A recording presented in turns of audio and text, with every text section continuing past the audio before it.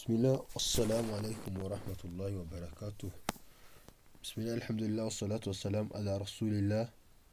Bavandimwe, turi kugenda dusoza ukwezi gutagatifu kwa Ramadani.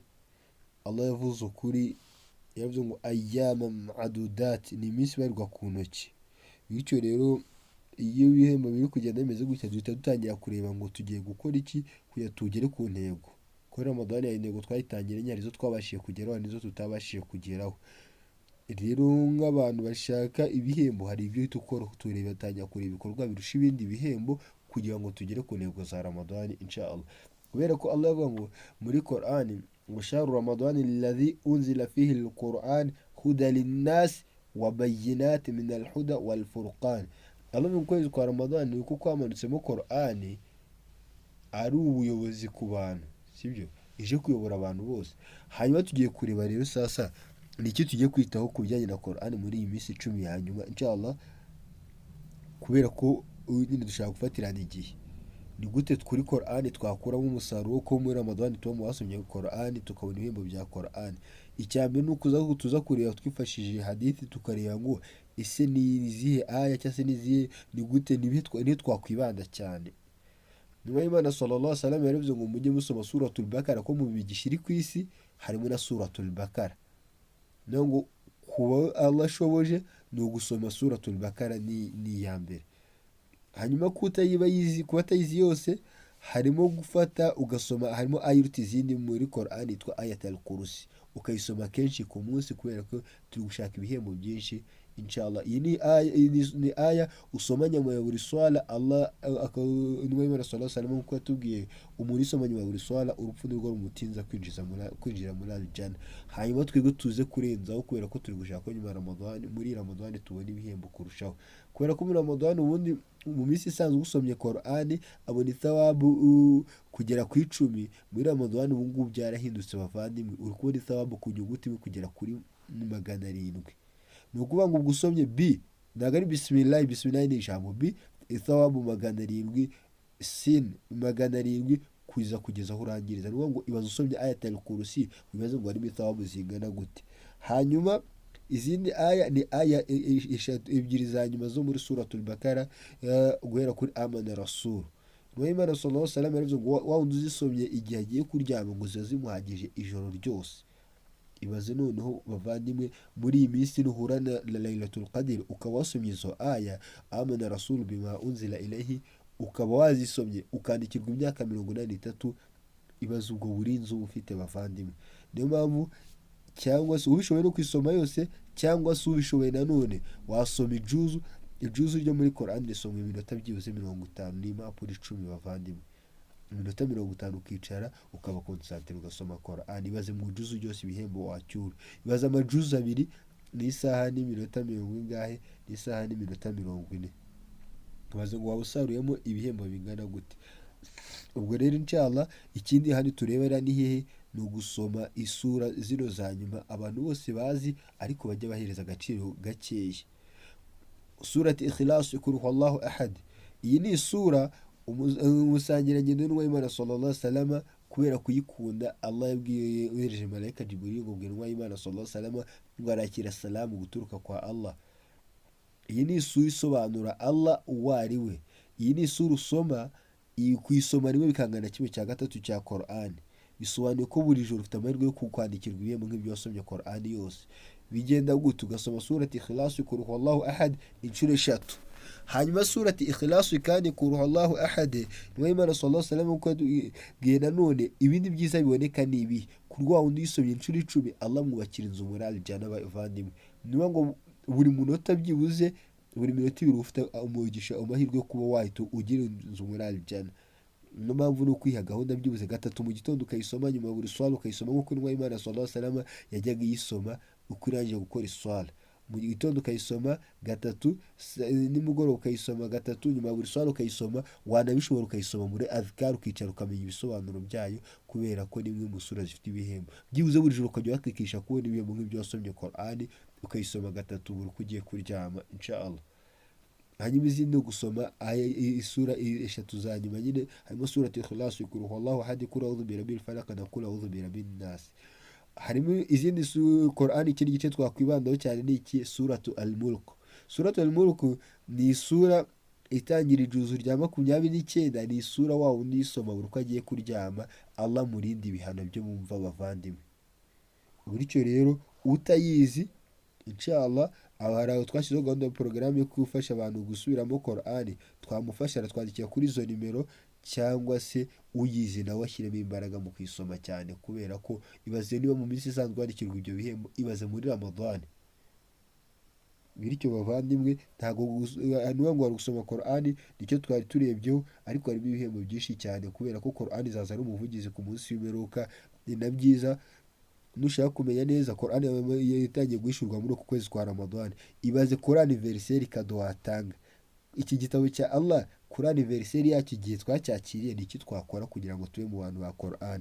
Kuko intumwa y'Imana sallallahu alaihi wasallam hadithi nsoreza kuri iki ngiki yaravuze ngo Allah mu bantu afitemo abantu be. Ni abantu bameze gute? Ni abantu ba Qur'an, bakunda igitabo cy'Imana, ni Allah wabatoranyije. Bityo nawe wabamo bijyanye n'urwego. Uyu munsi watangira kwiga Qur'an, inyuguti imwe wakwiga uri kwiga mu gitabo cy'Imana, ithawabu ziba ari nyinshi bavandimwe. Allah akagutera inkunga, nk'uko intumwa y'Imana sallallahu alaihi wasallam yavuze ngo man yuridillahu bihi khairan yufaqihuhu fi din. Uw'Imana ishakira ibyiza imuha gusobanukirwa idini. Hanyuma kandi bavandimwe, ni ukwezi ko gukoramo ibihagararo, kubera ko intumwa y'Imana sallallahu alaihi wasallam yavuze ngo man qama Ramadan, wa wundi uzakora ibihagararo muri Ramadan imanan wa ihtisaba, afite gutinya Allah, anumva ko Allah ari uzamubarurira, ugufira Allah ma taqaddama min dhanbi, Allah mubabarira ibyaha bye byose. Hanyuma yavuze qiyamu layli, ni amasengesho havuga ni ibihagararo bya nijoro. Abamenyi basobanuye iyo turebye icyitwa ijoro ni swala zihera kuri magharibi kugera kuri salatul fajr. Hanyuma turaza gukora gute kugira tubone ibihembo byuzuye, kugira natwe tube mu bazababarirwa muri Ramadan mu minsi isigaye? Icyambere, ihe umugambi niba uri umugabo gusarira salatu guhera kuri magharibi, uswala zose 5 ku munsi, we gahunda kuzisarira ku musigiti. Hanyuma by'umwihariko kuzisari no ku gihe, kubera ko Allah Lailatul Qadr niza mikaza uhereye kuri magharibi nyine ukaba wakorezemo salatu magharibi, warajya kuyisara ugasara sunna raka ebyiri, wanyuka ukajya ufata iftari ukihuta ukayifata vuba vuba. Bavandimwe, tuba turi ku rugamba no guhatana n'ibyiza ducuranwa. Wamara gufata iftari ugahita ugaruka ku musigiti ugasari na salatul isha ku gihe, ugahita usari na tarawih.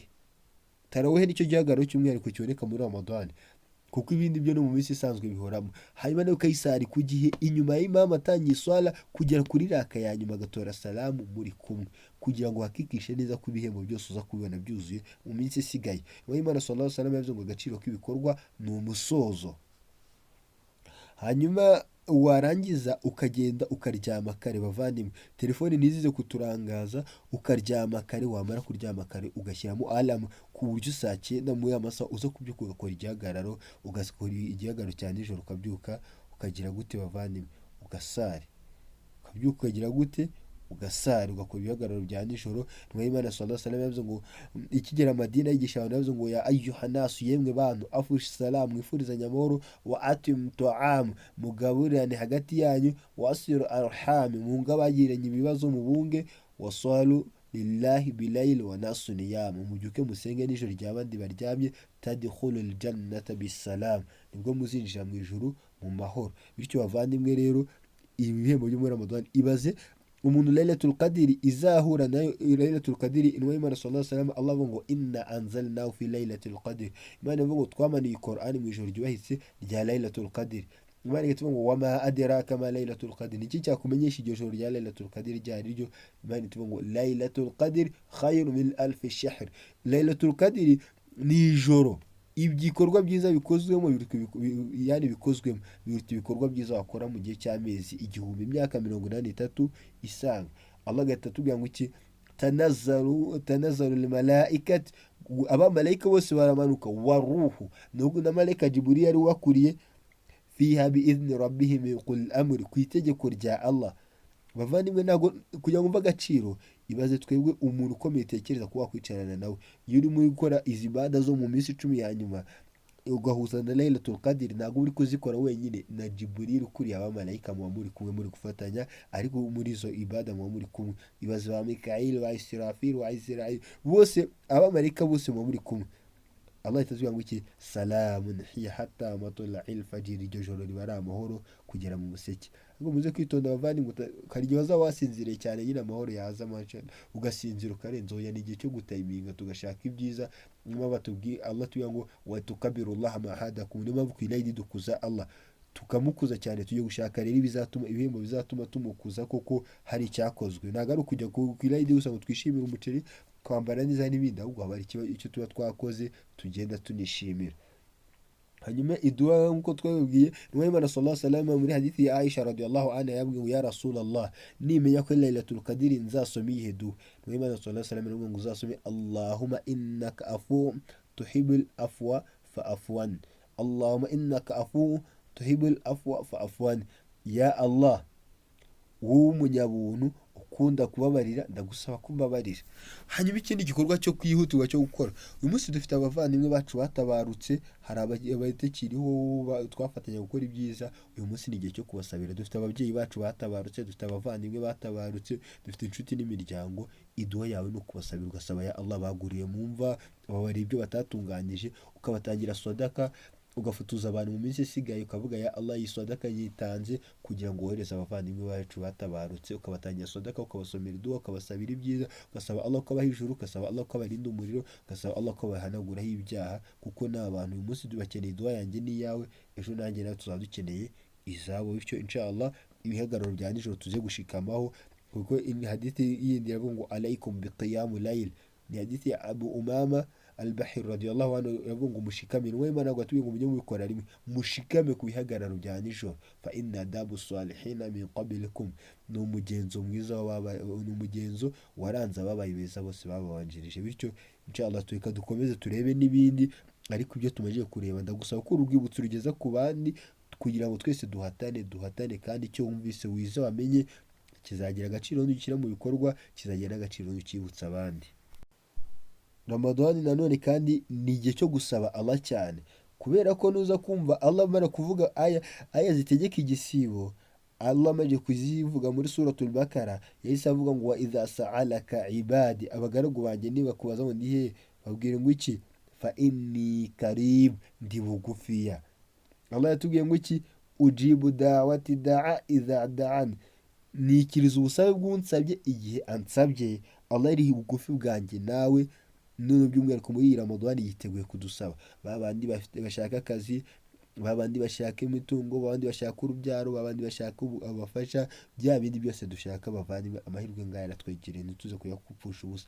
By'umwihariko no mu bihe tugiye gufata ifutari, cyagiye ubusabe budasubizwa inyuma, igihe twabyise muri tahajudi, igihe tumaze gukora amaswala y'itegeko, bya bikorwa bitandukanye, ntituze kwibagirwa kwisabira kuri buri kimwe cyose ukeneye cyose.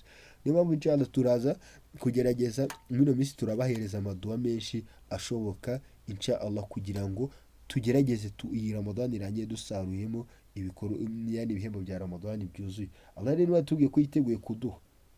Niki kindi dukeneye ko Allah yiteguye kuguha ku rubugugu mu mutima wawe, atura ku rurimi rwawe, sabe ya Allah ya Allah ya Allah ya Allah, uvuge. Allah akunda abamusaba, ntabwo ameze nkatwe. Umuntu iyo gusabye rimwe kabiri gatatu uramurambirwa, ariko Allah akunda abamusaba.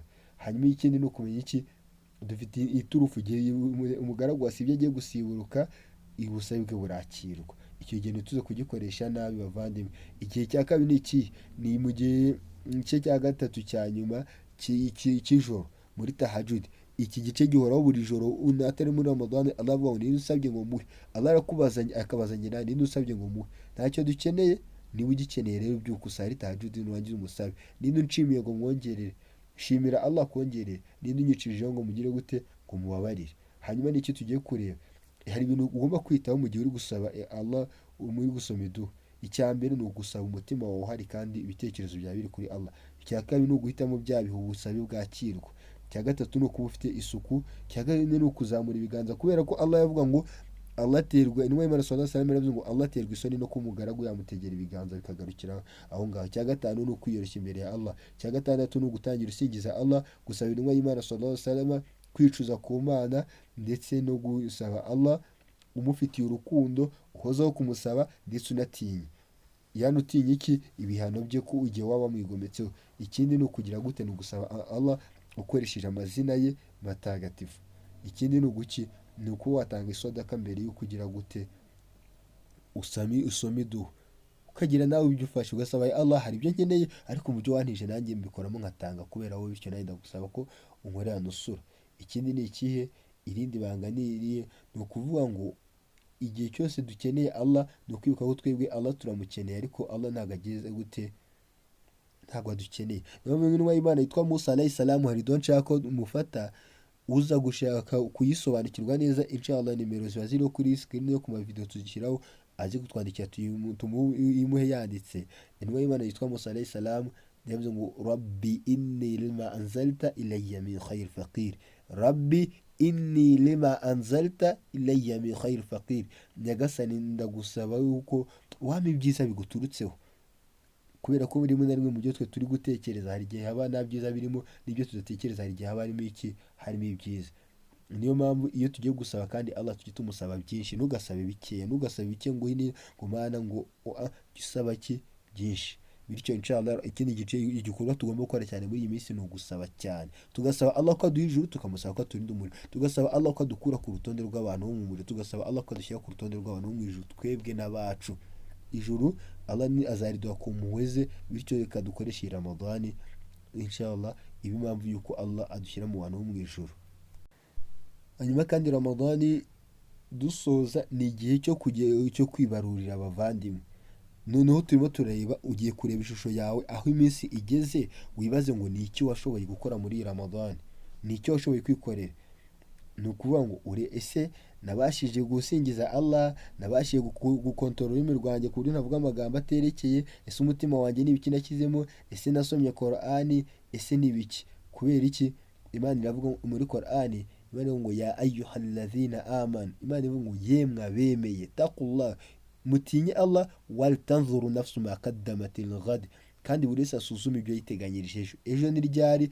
Ni igihe uzava hano ku isi ukareba ngo ese iyi minsi 20 cyangwa se irenga cyangwa igihe tumaze muri Ramadani ni iki nakozemo, wibarurire. Igihe maze ku isi ni iki nakozemo, hanyuma ibarura riraza kugufasha iki wikorera. Ibyo usanga utaratunganyije uhita ukora tauba wicuze kuri Allah, hanyuma ibyo usanga ushoboye guhita ubikora uhita ubikora vuba vuba, kubera ko Imana itubwira ngo iki, Imana ivuga ngo wattaqullah, mutinye Allah, inna Allah khabiru bima ta'malun, Allah azi neza ibikorwa byanyu. Allah kuvuga gutyo yarasobanukiwe iki? Allah azi ibikorwa turi gukora, azi n'imigambi turi kubikorera. Bityo nabyo harimo n'igikorwa dusaba Allah aturinde gukora kubera indi mpamvu aduye gukora kubera we. Hanyuma Allah akivuga wala takunu kalladhina nasullah fa ansahum anfusahum ulaika humul fasiqun, ntimuzabe nka babandi bibagiwe Allah. Niyo mpamvu twibuka Allah cyane, kimwe mu bikorwa byo muri Ramadan harimo na azkari, gusingiza Allah cyane, ko Allah abonye muzabe nka babandi bibagiwe Allah. Allah yabahembye iki? Allah abo bantu bamwibagiwe yabahembye nabo kwiyibagirwa ubwabo. Umuntu akabaho ntatekereze ko azahagarara imbere y'Imana, akabaho yigomeka paka urupfu rukazamukacira aho ngaho arangaye. Bityo bavandimwe, ni igihe cyiza cyo kongera tukibarurira. Umar ibn Khattab radiyallahu anhu yavuze ngo nyine umuhanga ni uwikorera ibarura mbere yuko ari hano ku isi uri gukora utabarurirwa. Bityo ryikorere, atavuga ngo ejo ari ku munsi w'imperuka uzabarurirwa utari gukora. Bityo tegura ejo uwikorera ibarura uyu munsi hano ku isi, ejo ku munsi w'imperuka ibarura ryaho rizamworohera. Abavandimwe, bityo turabasaba ko urwibutso mwarugeza ku bandi benshi bashoboka, kugira ngo hari ibyo uri buhemberwa ko ugiye kubikora, hari n'ibyo uri bugihemberwa ko abandi nabo bazabikora. Bityo ndasaba Allah, niba hari aho twavuze ibiterekeye turi abantu turakosa, dusaba Allah ko aduha gutunganya neza, ndetse aduhe ko muri Ramadani turimo bo azababarira, ndetse turasaba Allah ko abatabarutse muri bavandimwe bacu, turasaba Allah ko yabagirira impuhwe, ndetse ibyo batatunganyije turasaba Allah ko abibanagureho ibyaha, niho habihuje mu guhanagura ibyaha, nyir'impuhwe nyir'imbabazi. Turasaba Allah ko aduha kumushimira ndetse no kunyurwa n'ibyo atugeneye, ndetse turamusaba ko atwagurira mu mafunguro, aturinde inzara, aturinde ubukene, aturinde ubuyobe, aturinde ibigeragezo, aturinde indwara z'ibyorezo, adufungurire imisigiti, aduhe ibyiza hano ku isi no ku mperuka, aturwanirira aho turi kurenganywa, arengera abavandimwe bacu hirya no hino ku isi bari mu ngorane. Turasaba Allah adutere inkunga, atwakire igisibo cyacu n'ibikorwa byacu, adusukurire imigambi yacu, aduhe gubaho dukora ibyiza hano ku isi. Kandi turasaba Allah ko igihe cyacu cyo kuva ku isi cyazaba aricyo gihe turi gukora ibikorwa bimushimisha kurusha ibindi. Turasaba Allah kandi ko ibyo tutatunganyije mu gihe cyabanje, yaduhanagureho ibyaha byacu bibanza n'ibiheruka. Allahumma salli wa sallim wa barik ala Muhammad. Allahumma salli wa sallim wa barik ala Muhammad. Allahumma salli wa sallim wa barik ala Muhammad wa ala ali Muhammad kama sallaita ala Ibrahim wa ala ali Ibrahim. Allahumma barik ala Muhammad wa ala ali Muhammad kama barakta ala Ibrahim wa ala ali Ibrahim innaka Hamidun Majid. Subhanaka Allahumma bihamdika nashhadu an la ilaha illa anta nastaghfiruka wa natubu ilayka. Subhana rabbika rabbil izzati amma yasifun wassalamun ala al mursalin walhamdulillahi rabbil alamin. Wassalamu alaykum wa rahmatullahi wa barakatuh.